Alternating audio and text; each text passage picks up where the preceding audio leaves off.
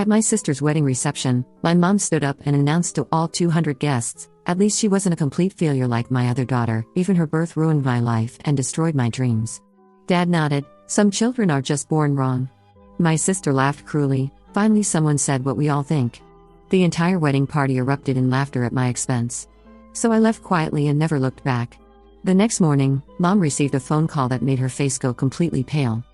"My name is Maya, and I'm 30 years old. My sister Clara is 28, and she's always been the golden child in our family."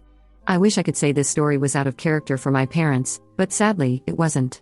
Growing up, I was constantly reminded that I was the mistake child, the one who supposedly ruined my mother's career prospects and my father's social standing.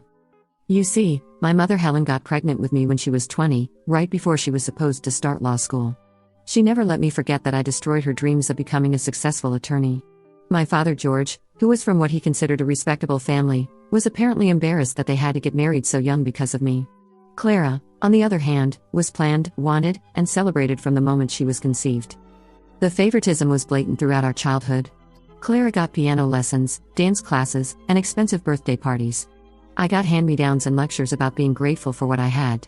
When Clara struggled in school, they hired tutors. When I struggled, I was told I just wasn't trying hard enough.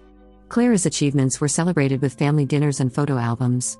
My achievements were met with "it's about time" or complete indifference. Despite all this, I managed to put myself through college with scholarships and part-time jobs.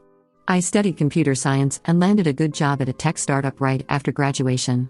I worked my way up over the years and eventually became a senior software engineer at a major tech company, making six figures by age 29. I bought my own house, traveled, and built a life I was proud of.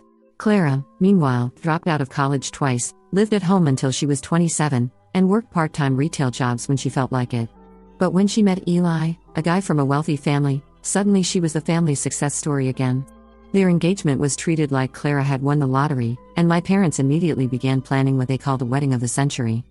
The months leading up to Clara's wedding were torture. Every family gathering became about wedding planning, and I was consistently excluded from decisions or treated like an inconvenience when I tried to participate. When I offered to pay for something as a wedding gift, my mother scoffed and said, "We don't need your charity, Maya. This wedding deserves only the best." I should have seen what was coming at the reception, but I honestly thought even they wouldn't go that far in public. The wedding itself was beautiful, I'll admit. Clara looked stunning, Eli seemed happy, and the venue was absolutely gorgeous. My parents had spent a fortune. They didn't really have to make sure it was perfect. I was seated at table 12, near the back, with some distant cousins I barely knew. Clara's college friends, Eli's work colleagues, and various family members filled the other tables.